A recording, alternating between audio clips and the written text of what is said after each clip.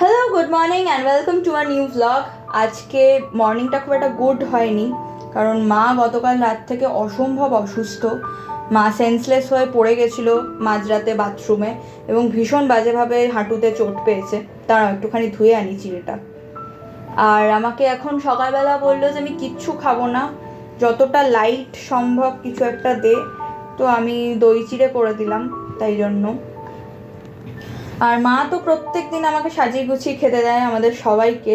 আজকে দেখি সারাটা দিন মাকে যাতে একটু রিলিফ দেওয়া যায় এবং সুন্দর করে মাকে যাতে একটু সাজিয়ে গুছিয়ে দেওয়া যায়, সব কিছু হাতে হাতে করে দেওয়া যায়, কারণ মায়ের হাঁটার ক্ষমতাই নেই। আর মাসি আসবে বলেছে, তো এখন রান্না বান্না সব কিছু হয়ে গেছে। আমার ছোটো মাসি এসেছে এবং আমাকে প্রচুর হেল্প করে দিয়েছে সমস্ত কিছুতে। আর এখন একটুখানি ছাদে এসে দাঁড়িয়েছি স্নান টান করে ফ্রেশ হয়ে। প্রথমে ভেবেছিলাম হাঁটতে যাব, কিন্তু তারপর ভাবলাম যে 3জন বয়স্ক মানুষকে এই সিচুয়েশানে বাড়িতে রেখে একটুখানি হাঁটতে যাওয়াটাও খুব একটা ওয়াইজ ডিসিশন নয়, ওই জন্য ছাদেই এলাম। এখন লাঞ্চে ভাত হয়েছে আজকে, আর হয়েছে মুসুর ডাল, তার সাথে হয়েছে কাঁচকলার কোপ্তা। ভীষণ সিম্পল সব কিছু হয়েছে আজকে, কারণ এত কিছু ফ্যান্সি করার মতন সিচুয়েশান নেই। কালকে আমরা যাব এক্স রে করতে, তো তোমরা জানিও কার কার কাঁচকলার কোপ্তা পছন্দ। অনেকেই পছন্দ করে, আবার অনেকেই করে না। আর হয়েছে পাতলা মাছের ঝোল। তো এখন আমি বোতলগুলো ভরে নিচ্ছি। আর যেগুলো দুপুরবেলা ইউজ হয়েছে, যে কাঁচের বাটিগুলো, সেগুলো ধুয়ে মুছে রেখে দিয়েছি। আসলে আমি বাড়ির সবার ছোট এবং একমাত্র মেয়ে, তাই জন্য অসম্ভব আদরের, এবং আমাকে বলতে গেলে প্রায় কিছুই করতে হয় না বাড়িতে। তো আজকে অনেক কিছু করছি, এই কাজগুলো আমাকে কিছুই করতে দেওয়া হয় না। আমি সবসময় বলা হয় যে না, যদি ভেঙে ফেলিস, যদি পা কেটে যায়, হাত কেটে যায়, বা গ্যাসের সামনে গেলেও যদি হাত পুড়ে যায়। তবুও আমার যেহেতু একটা ক্লাউড কিচেন আছে, তাই জন্য আমি রান্নাটা করি মোটামুটি, কিন্তু বাড়ির বাকি কাজ যে খুব অনেক করি সেটা বলা যায় না।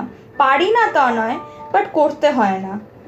এখন বাজে বিকেল 5:45, আমার নাচের ক্লাস আছে, তো নাচের ক্লাসে যাব। এই রেড লেগিংস আর হোয়াইট কুর্তিটা নিয়েছি আজকে পরার জন্য, আর তার সাথে এই কড়ির কানের দুলটা পরেছি, পরে বেরিয়ে পড়েছি। এখন নাচের ক্লাসে যাব।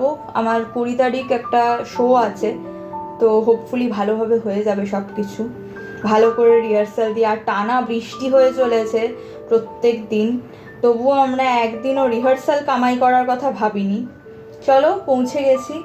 আজকে অন্য একজনের বাড়িতে রিহার্সাল হচ্ছে, সবার বাড়িতে ঘুরিয়ে ঘুরিয়ে হয়, যাতে কারোরই না মনে হয় যে ও শুধু আমাকেই বাড়ি থেকে বেরোতে হয়, আর সবাই বাড়িতেই থাকে।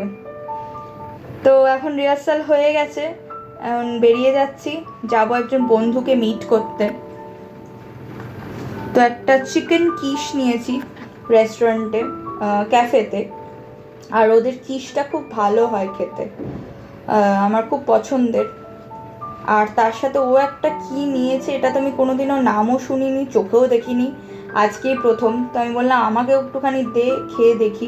ট্রায়াঙ্গুলার কি একটা যেন বললো, আমি তো নামটাও ভুলে গেলাম, ট্রায়াঙ্গুলার ক্রেপ্ট না কি, যাই হোক। দাদা এক্ষুনি বললেন, আমি এক্ষুনি ভুলে গেলাম নামটা। তো এটা খুব একটা খেতে ভালো লাগেনি আমার, কীরকম একটা কাঁচা ডিমের গন্ধ বেরোচ্ছিল। আর তারপরে নিয়েছি একটা তিরামিসু চিজ কেক, এটা তো অসাধারণ হয়েছে, মানে ওদের চিজ কেকটা এত ফেভারিট আমাদের, তো আমরা একটাই নিয়ে দুজন মিলে ভাগ করে খাচ্ছি, অ্যান্ড ইটস টু গুড।